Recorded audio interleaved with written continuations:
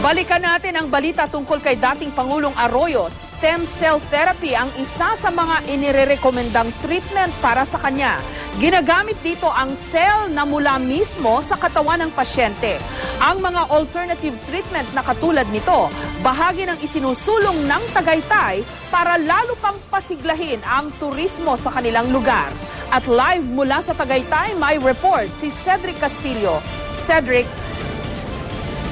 Jessica, sa isang alternative o wellness center na nga magpapalipas sa magdamag si dating Pangulong Gloria Macapagal-Arroyo kung saan inirekomenda nga sa kanya na sumailalim sa stem cell therapy.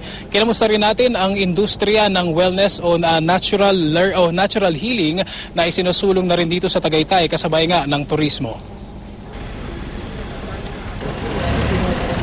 Alas 9 ng umaga, dumating sa bahay ni Alternative Medicine Dr. Antonia Park sa Tagaytay si dating Pangulong Gloria Arroyo. Bagaman oncologist o eksperto sa paggagamot ng cancer si Park, kilala siya sa Tagaytay sa paggagamot gamit ang herbal medicine. Marami raw dumudulog sa kanya na may malalang karamdaman gaya ng cancer. Nagsasagawa rin siya ng stem cell therapy. Agad nilagyan ng swero si Arroyo nang dumating dahil sa dehydration. May kasama rin siyang nurse. Wala sanang clinic ngayon si Park pero pumunta siya para sa dating Pangulo. Eksklusibo ring magagamit ni Arroyo ang pasilidad dahil pinakancel na lahat ng appointments doon. Ayon sa medical bulletin na binasa ng isang staff sa clinic, inirekomenda raw ang stem cell therapy para sa Pangulo. Stem cell therapy can be provided here in our clinic while physical therapy will continue in Veterans Memorial Medical Center 4 times a week. Nakatakdang mag-check out bukas si Arroyo saka didiretso sa distrito niya sa Pampanga. Pinayagan daw siya ng doktor basta suot ang kanyang neck brace. Sa nakalipas na 2 taon, naging kakambal na ng pagsulong ng turismo ng Tagaytay ang pagsulong naman sa alternative o natural healing.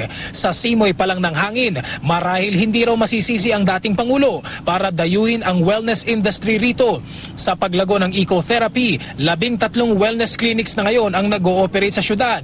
Bukod pa rito ang mga ino-offer din sa lahat ng 24 na malalaking hotel sa Tagaytay. Ecotherapy is healing by or through nature, and that's really what Tagaytay is all about, no? So you escape the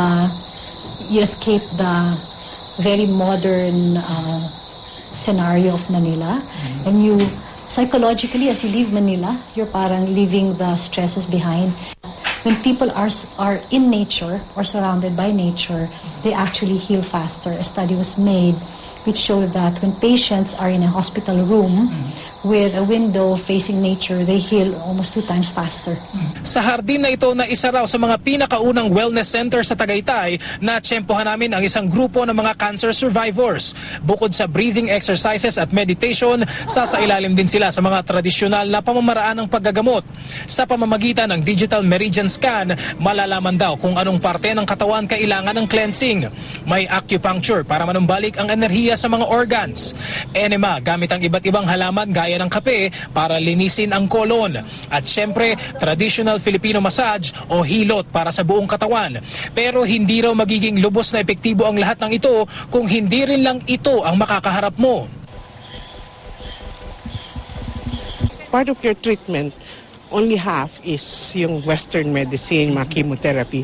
But the most important is yung well-being. Your acceptance that you have cancer and that you are willing to have your treatment. You're so centered on the material things. You're so centered on yourself. But now, you appreciate it. Even when you hear the birds sing in the morning, you really appreciate it now. Because you know your days are counted. Don't know whether you'll be here tomorrow. Western medicine definitely has its great advantages, and it should be used in emergencies, no? And Western medicine is very, very important in certain cases. What we're saying is for prevention, there are other alternatives that you can use, and the Philippines is perfect for this because we have a law, the TAMA law, the Traditional Alternative Medicine Act, which allows us to practice this. Ayon naman sa Department of Health, kinikilala naman nila ang alternative medicine. Pero paalala nila, mag-ingat sa mga nagpapanggap at mga hindi lehitimong practitioner ng alternative medicine. Nag-iingat lang Jessica, namin ang publiko sapagkat nakarating sa aming impormasyon na marami ang pwedeng maloko kasi may mga pseudo-healers tayo at saka meron tayong mga fake product. Jessica, nakasa din sa medical bulletin ni Congresswoman Arroyo na iniinda raw ng dating Pangulo ang pananakit ng kanyang lalamunan. Isa raw sa mga dahilan kung bakit nangangayayat ang dating Pangulo at hirap nga raw siyang kumain. Ang payo sa kanya ni Dr. Park, iwasan muna daw ang magsalita para maibsan yung pamamaga ng loob ng kanyang lalamunan. Jessica. Okay. Cedric, magandang boost itong pagpunta ni dating Pangulong Arroyo dyan sa Tagaytay para dun sa pinopromote nilang alternative medicine tourism. Actually, Jessica, kanina galing tayo doon sa may City Hall, sa may tourism office nila. At sinasabi nga nila, bagaman na siyempre concerned din sila sa kondisyon ng dating Pangulo, kinatutuwa raw nila na may high profile personality nga raw, ika nga, na pumunta rito sa Tagaytay. At sinasabi nga nila, for the past 2 years, talagang ine-embrace daw nila sa pag-promote ng tourism na rin itong natural healing, yung mga alternative medicines, Jessica. Okay, naintriga lang ako dun sa mga pinakita mo kanina, dun sa clinic ba ni Dr. Park yun? May mga nakasupot na mga parang red cabbage. Yung isa, kung hindi ako nagkakamali, root crop yun na kung tawagin, yakon. Yun ba mga ginamit para sa dating Pangulo? Actually, Jessica, yun yung itinatanong natin kanina dun sa mga staff dito sa clinic ni Dr. Park, kung ano yung purpose ng mga halaman o yung mga prutas o kung ano man yung mga gulay na nakita natin. But then, talaga yung medical bulletin lamang yung inirelease nila tungkol dun sa kondisyon ng Pangulo, yung mga gagamitin nila. Even yung confirmation kung yung sasailalim talaga siya sa stem cell therapy ay hindi ko kinumpirma. Basta ang sinabi sa atin is nire-recommend sa kanya itong stem cell therapy nga, Jessica. Okay, si Pangulong Arroyo wala na dyan ngayon o overnight ba siya? Overnight siya dito, Jessica, at ang sinabi sa atin ay by 8 a.m. yata tomorrow, o 8 a.m. tomorrow nga, itutulak na siya papunta sa Pampanga nga, at nakarating din sa atin na bawal kahit sino nga bumisita sa kanya dito. Meron lang daw siyang nurse sa loob at bawal din yung mga cellphones, mga gadgets, telepono at saka even yung mga televisions bawal daw sa loob, Jessica. Okay, dun sa mga nagtatanong, Cedric, saan ba matatagpuan yung clinic na yan dyan sa Tagaytay?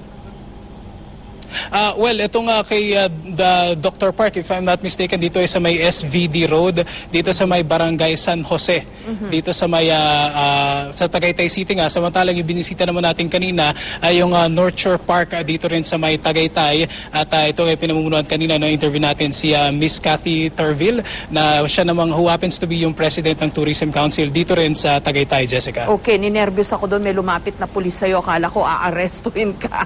Pero maraming salamat sa'yo, Cedric Castillo, live mula sa Tagaytay.